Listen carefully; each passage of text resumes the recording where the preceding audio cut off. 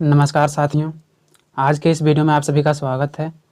आज हम लोग सेमेस्टर 5 हिस्ट्री DC1 के कुछ महत्वपूर्ण प्रश्न देखने वाले हैं जो एग्ज़ाम में पूछे जाने के बहुत अधिक चांस हैं। तो चलिए बिना देर किए आज के इस वीडियो को स्टार्ट करते हैं। प्रश्न संख्या 9 है, लॉर्ड वेलेस्ली के सहायक संधि पर एक निबंध लिखें। इससे पहले हमने 8 प्रश्न बता दिया है साथियों। आपने अगर अभी तक नहीं देखा है तो प्लेलिस्ट में आप जाके देख सकते हो। आज हम लोग देखने वाले हैं लॉर्ड वेलेस्ली के सहायक संधि कि आखिर लॉर्ड वेलेस्ली के सहायक संधि क्या था। ये प्रश्न आप लोगों के लिए काफ़ी महत्वपूर्ण प्रश्न है क्योंकि प्रत्येक वर्ष इस प्रश्न को पूछा जाता है। तो चलिए बिना देर किए बिल्कुल आसान से आसान शब्दों में इस प्रश्न को समझते हैं। आप अगर इस वीडियो के साथ बने रहते हो साथियों तो मेरा यकीन मानिए आपको दोबारा कहीं से भी इस प्रश्न से संबंधित उत्तर नहीं देखना पड़ेगा, आपको एक ही बार में याद हो जाने वाला है। तो सबसे पहले हम लोग परिचय देंगे। सहायक संधि भारतीय उपमहाद्वीप में लॉर्ड वेलेस्ली ने 1798 से 1805 ईस्वी के बीच लाया था ताकि भारत में अंग्रेजी साम्राज्य को विस्तार कर सके। सहायक संधि ब्रिटिश ईस्ट इंडिया कंपनी और भारतीय रियासतों के बीच हुई थी। अगर हम बात करें सहायक संधि तो सहायक संधि भारतीय उपमहाद्वीप में जो सबसे पहले लाया था वो लॉर्ड वेलेस्ली ने लाया था। कब लाया था? तो 1798 से 1805 ईस्वी के बीच लाया था। अगर हम बात करें लॉर्ड वेलेस्ली कौन था तो Lord Wellesley British east India company से गवर्नर जनरल नियुक्त किया गया था। सहायक संधि एक ऐसा संधि था जिसके आधार पर लॉर्ड वेलेस्ली ने अंग्रेजी साम्राज्य का विस्तार किया था। सहायक संधि किनके किनके बीच होता था? तो सहायक संधि ब्रिटिश ईस्ट इंडिया कंपनी और यहाँ पर जो उस समय देसी रियासतें थी उनके बीच हुआ करता था। सहायक शब्द का सर्वप्रथम प्रयोग फ्रांसीसी गवर्नर था डुप्ले, उनके द्वारा किया गया था। लेकिन इस संधि को व्यापक रूप से प्रयोग में लाने का श्रेय लॉर्ड वेलेस्ली को दिया जाता है। यही कारण है कि लॉर्ड वेलेस्ली को सहायक संधि का जनक कहा जाता है। यहाँ पर आपको एक महत्वपूर्ण चीज़ यह समझनी है कि जो लॉर्ड वेलेस्ली था उन्होंने भारत में सबसे पहले सहायक संधि को लागू किया था। लेकिन अगर बात करें सहायक शब्द का सबसे पहले प्रयोग किसने किया था तो सहायक शब्द का सबसे पहले प्रयोग फ्रांसीसी गवर्नर था जिसका नाम था डुप्ले, उन्होंने किया था। लेकिन इस संधि को व्यापक रूप से जो लागू किया था वो था वेलेस्ली। यही कारण है कि लॉर्ड वेलेस्ली को सहायक संधि का जनक माना जाता है ना। तो आपको अगर पूछा जाए सहायक संधि का जनक किसे कहा जाता है तो लॉर्ड वेलेस्ली को कहा जाता है। अगर हम बात करें लॉर्ड वेलेस्ली के सहायक संधि को स्वीकार करने वाला भारत का पहला शासक कौन था तो वह कौन था? वह था हैदराबाद के निजाम। यानी कि भारत में सबसे पहले सहायक संधि किसने स्वीकार किया था तो हैदराबाद का जो निजाम था उन्होंने ही सबसे पहले भारत में लॉर्ड वेलेस्ली के सहायक संधि को स्वीकार किया था। लॉर्ड वेलेस्ली द्वारा भारत में सहायक संधि को लागू करने का मुख्य उद्देश्य था कंपनी को भारत के सर्वोच्च शक्ति को प्राप्त कराना ताकि भारत में फ्रांसीसियों के बढ़ते प्रभाव को समाप्त किया जा सके। तो लॉर्ड वेलेस्ली द्वारा भारत में सहायक संधि को लागू करने का जो मुख्य उद्देश्य था वो यह था कि कंपनी के शक्ति को बढ़ाना चाहता था, कंपनी के साम्राज्य का विस्तार करना चाहता था। यहाँ पर उस समय यूरोप के अलग अलग कंपनी यहाँ पर स्थापित हो रहे थे, जैसे कि पुर्तगाल हो गया, जैसे कि डच हो गया, जैसे कि फ्रांसीसी हो गया, जैसे कि ब्रिटेन हो गया। तो अलग अलग यूरोपीय लोग यहाँ पर अपनी कंपनी को स्थापित कर रहे थे। ऐसे में भारत में फ्रांसीसियों का प्रभाव दिन प्रतिदिन बढ़ता जा रहा था। यही कारण है कि ब्रिटिश ईस्ट इंडिया कंपनी ने भारत में फ्रांसीसियों के बढ़ते प्रभाव को रोकने के लिए लॉर्ड वेलेस्ली को गवर्नर जनरल के रूप में नियुक्त किया गया। उसके बाद जब लॉर्ड वेलेस्ली भारत का गवर्नर जनरल नियुक्त हुआ तो उसके बाद इन्होंने सहायक संधि को लागू कर दिया। सहायक संधि एक ऐसा संधि था जिसके द्वारा इन्होंने ब्रिटिश साम्राज्य का विस्तार किया। अब हम लोग समझते हैं कि सहायक संधि क्या था। तो आपको हेडिंग बनाना है सहायक संधि। लॉर्ड वेलेस्ली 1798 ईस्वी में भारत का गवर्नर जनरल बनकर आया। जैसे कि हमने आपको बताया है उस समय भारत में अंग्रेजी कंपनी की स्थिति कुछ खास मजबूत नहीं थी। यानी कि जब गवर्नर जनरल कौन बना? लॉर्ड वेलेस्ली 1798 ईस्वी में। उस समय अंग्रेजों का भारत में स्थिति कोई खास मजबूत नहीं थी। इसलिए लॉर्ड वेलेस्ली ने भारतीय प्रांतों पर नियंत्रण रखना, फ्रांसीसी प्रभावों को कम करने तथा अंग्रेजों के एक शक्तिशाली सेना को स्थापित करने के लिए ही सहायक संधि को लाया गया था। यहाँ पर आपको एक चीज ध्यान से समझनी है कि लॉर्ड वेलेस्ली ने सहायक संधि को क्यों लाया था। लॉर्ड वेलेस्ली का जो उद्देश्य था सहायक संधि लाने का वह यह था कि भारतीय प्रांतों पर यह जो है नियंत्रण स्थापित करना चाहता था। फ्रांसीसी का जो भारत में प्रभाव बढ़ रहा था, फ्रांसीसियों के प्रभाव को समाप्त करना चाह रहा था। अंग्रेज के एक शक्तिशाली सेना को गठित करना चाह रहा था ताकि जो है भारत के अधिकतर क्षेत्रों पर अंग्रेजों का अधिकार प्राप्त हो।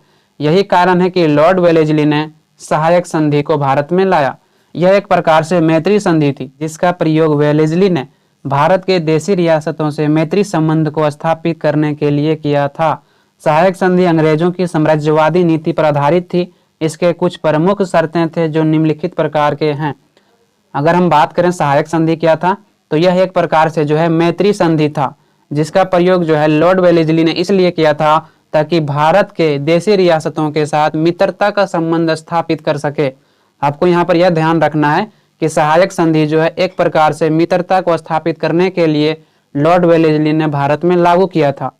सहायक संधि जो है अंग्रेजों की साम्राज्यवादी नीति पर आधारित था। भले जो है लॉर्ड वेलेस्ली ने सहायक संधि के द्वारा देशी रियासतों से मित्रता का संबंध स्थापित करने के लिए प्रयोग किया था, लेकिन यह जो है एक प्रकार से साम्राज्यवादी नीति था। पहले जो है इन्होंने मित्रता का संबंध स्थापित किया, उसके बाद वहां पर अंग्रेजी सेना को रखेगा, उसके बाद जब अंग्रेजी सेना वहां पर स्थापित हो जाएगा उसके बाद अंग्रेजों के एक उच्च अधिकारी जिसे रेजिडेंट कहा जाएगा उसको रखेगा। उसके बाद जो है धीरे धीरे उस राज्य पर जो है अपना कब्जा जमाने लगेगा और अंततः जो है उस राज्य पर अपना अधिकार प्राप्त कर लेगा। तो इस प्रकार से जो है सहायक संधि जो लॉर्ड वेलेस्ली ने लागू किया था यह एक प्रकार से जो है साम्राज्यवादी नीति था ताकि जो है ब्रिटिश साम्राज्य का विस्तार किया जा सके।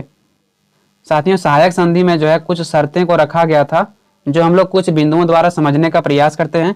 पहला है कि सहायक संधि स्वीकार करने वाले देशी रियासत के राज्य की विदेश नीति जो है कंपनी के हाथों में आ जाती थी। अब देशी रियासत कंपनी की अनुमति के बिना किसी भी अन्य राज्य से ना ही युद्ध कर सकता था और ना ही अंग्रेजों के अनुमति के बिना किसी भी राज्य के साथ मैत्री संधि के द्वारा संबंध स्थापित कर सकता था। कि जो राजा सहायक संधि को स्वीकार कर लिया है, ऐसे स्थिति में इनकी जो विदेश नीति होती थी वह अंग्रेजों के हाथों में चली जाती थी, ब्रिटिश ईस्ट इंडिया कंपनी के हाथों में चली जाती थी। अब देशी रियासत जो है कंपनी के अनुमति के बिना जो है किसी भी राज्य से ना ही युद्ध कर सकता है, ना ही किसी भी राज्य से मित्रता का संबंध स्थापित कर सकता है, ना ही किसी भी राज्य से किसी भी व्यक्ति को अपने सेना में भर्ती कर सकता है। यानी किसी भी कार्य को करने के लिए अब जो है ब्रिटिश अधिकारियों का अनुमति लेना पड़ता था। दूसरा है संधि स्वीकार करने वाले देशी रियासतों के राज्यों की सुरक्षा के लिए कंपनी उन राज्यों में अंग्रेजी सेना को रखती थी जिसका पूरा खर्च उस राज्य के रियासत को उठाना होता था। वह सेना के खर्च के लिए नगद राशि तथा राज्य के कुछ क्षेत्र को कंपनी को देना होता था। यहाँ पर जो एक महत्वपूर्ण बात है वो यह है कि जिस राज्य के रियासत ने सहायक संधि को स्वीकार कर लिया है, ऐसे में कंपनी द्वारा कहा जाता था कि उनके राज्य की सुरक्षा का जिम्मेदारी जो है अब कंपनी के पास है। यानी कि अगर कोई भी बाहरी आक्रमण उस राज्य पर करता है तो हम आपकी रक्षा करेंगे। लेकिन यहाँ पर जो है आप समझिए ब्रिटिश की क्या यहाँ पर चाल थी। चाल यहाँ पर यह थी कि सहायक संधि को जब स्वीकार कर लिया जाता था देशी रियासतों द्वारा तो उनके राज्य पर जो है अपनी सैन्य टुकड़ी को रखा जाता था। अपने सेना को इसलिए रखा जाता था ताकि उन राज्य के राजा से कहा जाता था कि अगर बाहरी राज्य से आप पर कोई आक्रमण करता है तो ऐसे में हमारी सेना आपका जो है रक्षा करेगा। तीसरा जो है वो है देशी राज्य कंपनी की अनुमति के बिना यूरोपियों को ना ही अपने सेना में रख सकता था और ना ही उनसे किसी भी प्रकार का सहायता ले सकता था। यानी कि अगर किसी देशी रियासत ने सहायक संधि को स्वीकार कर लिया है तो ऐसे स्थिति में कंपनी के अनुमति के बिना वो देशी रियासत किसी भी यूरोपियों के साथ मित्रता पूर्वक संधि नहीं कर सकता है। देशी रियासतों को अपने दरबार में एक अंग्रेजी रेजिडेंट को रखना अनिवार्य होता था जो राज्य पर नियंत्रण रखता था। तो जो सहायक संधि को स्वीकार कर लिया है उस देशी रियासत को अपने राज्य में अंग्रेजों के एक रेजिडेंट को रखना पड़ता था। रेजिमेंट मतलब सेना होता है, सैन्य टुकड़ी। जबकि अगर हम रेजिडेंट की बात करें तो रेजिडेंट मतलब होता है कंपनी का जो है एक उच्च अधिकारी इस राज्य में रहेगा जो पूरे राज्य पर नियंत्रण रखेगा। यानी कि इस राज्य पर जो है अंग्रेजों की ओर से जो नियंत्रण रखेगा उसे ही रेजिडेंट कहा गया है। यदि कोई रियासत इन सभी शर्तों को मानने के लिए तैयार हो जाता था तभी सहायक संधि को स्वीकार किया जा सकता था। सहायक संधि को स्वीकार करने पर कंपनी उस राज्य को बाहरी आक्रमण से बचाने का वादा करता था। कंपनी ने यह भी कहा था कि वह राज्य के आंतरिक मामलों में हस्तक्षेप नहीं करेगा, परंतु व्यवहार में ऐसा नहीं होता था। यानी कि अगर इन सभी शर्तों को कोई भी देशी रियासत मानने के लिए तैयार हो जाता था तो ऐसी स्थिति में जो है सहायक संधि स्वीकार कर लिया जाता था। सहायक संधि को स्वीकार करने पर कंपनी उस राज्य के बाहरी आक्रमण से बचाने का वादा करता था कि अगर बाहरी आक्रमण कोई आपके राज्य पर करता है तो हम आपकी रक्षा करेंगे। साथ ही साथ कंपनी का कहना था कि हम आपके राज्यों पर बिना हस्तक्षेप किए हम आपकी रक्षा करेंगे। अब हम लोग जानते हैं कि सहायक संधि स्वीकार करने वाले जो राज्य थे वो कौन कौन राज्य थे। तो आपको हेडिंग बनाना है सहायक संधि स्वीकार करने वाले राज्य। सहायक संधि को सबसे पहले हैदराबाद के निजाम ने स्वीकार किया था। उसके बाद अवध ने भी दबाव में आकर संधि को स्वीकार कर लिया। यानी सहायक संधि को भारत में सबसे पहले किसने स्वीकार किया था? तो हैदराबाद का जो निजाम था उन्होंने स्वीकार किया था। उसके बाद जो है अवध के नवाबों ने भी सहायक संधि को स्वीकार किया। कब स्वीकार किया? तो जब उन पर जो है दबाव डाला गया, जब उनके जो है शक्ति को कुचल दिया गया, तो ऐसे स्थिति में अंग्रेजों के सहायक संधि में उनको जो है भाग लेना पड़ा, अंग्रेजों के सहायक संधि को मानना पड़ा।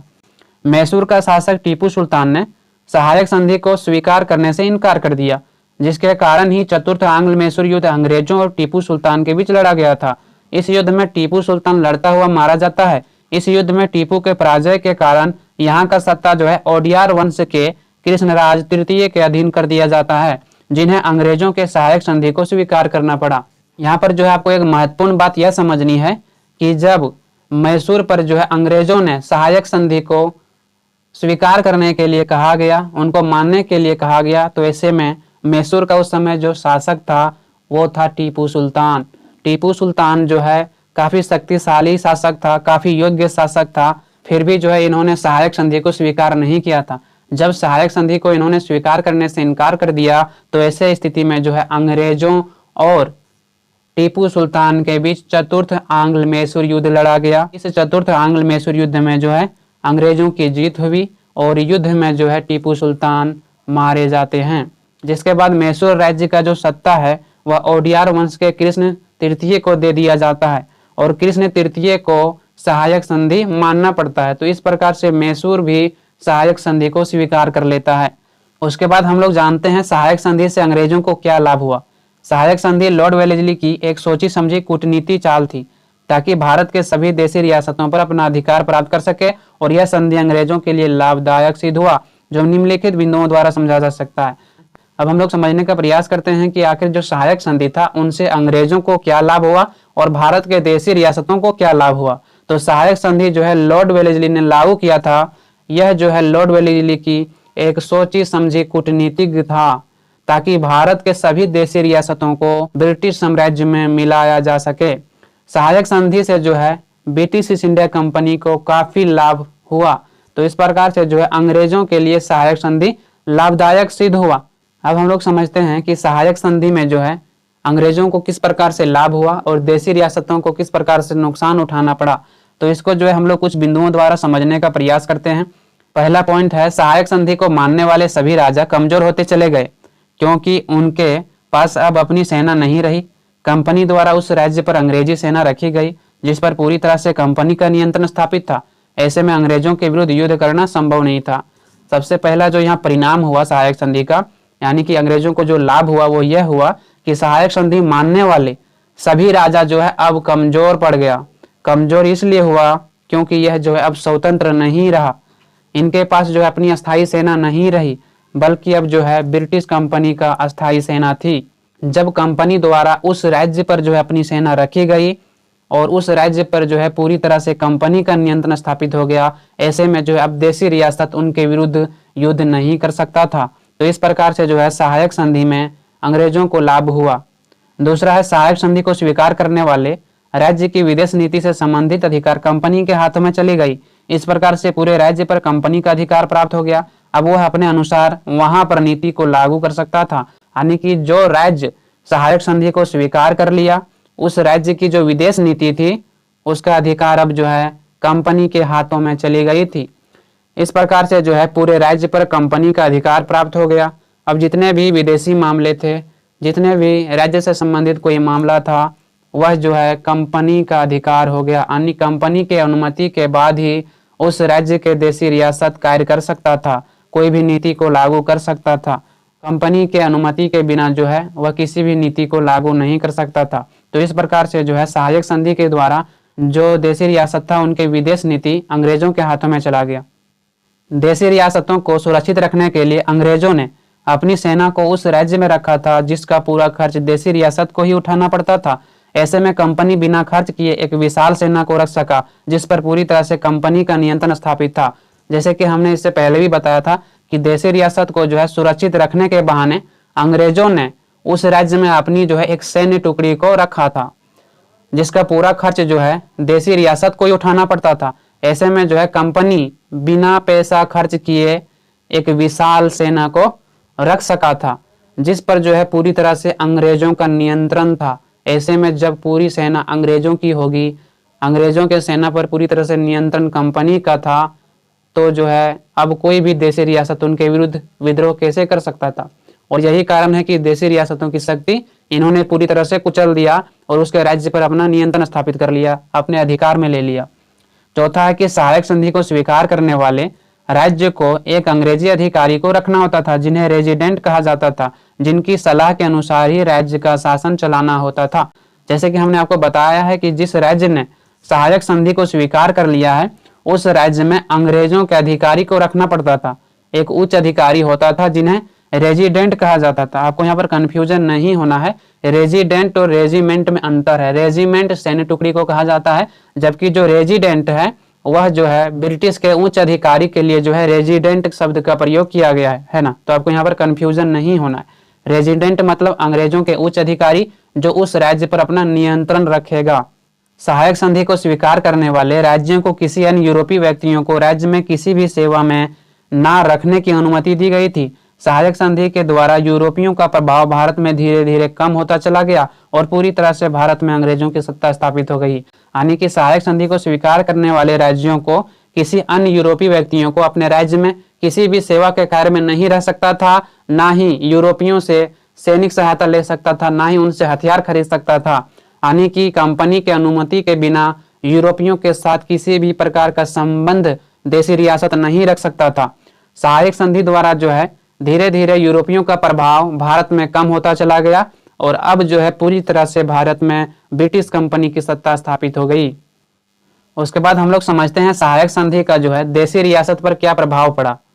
सहायक संधि अंग्रेजी कंपनी के लिए वरदान सिद्ध हुआ, वहीं भारतीय देशी रियासतों पर इसका अत्यंत बुरा प्रभाव पड़ा। इस संधि ने देशी राज्यों की स्वतंत्रता को पूरी तरह से समाप्त कर दिया तथा उन्हें पूरी तरह से कंपनी पर आश्रित कर दिया। इस संधि से देशी रियासतों को अनेक प्रकार के नुकसान उठाने पड़े जो कि कुछ बिंदुओं द्वारा समझा जा सकता है। सहायक संधि जो है अंग्रेजी कंपनी के लिए वरदान सिद्ध हुआ, यानी लॉर्ड वेलेस्ली ने जो भारत में सहायक संधि लागू किया था उसमें जो है साम्राज्य विस्तार करने में महत्वपूर्ण भूमिका निभाया गया। यही कारण है कि सहायक संधि जो है कंपनी के लिए वरदान सिद्ध हुआ, वहीं भारतीय देशी रियासतों पर इनका जो है बुरा प्रभाव पड़ा।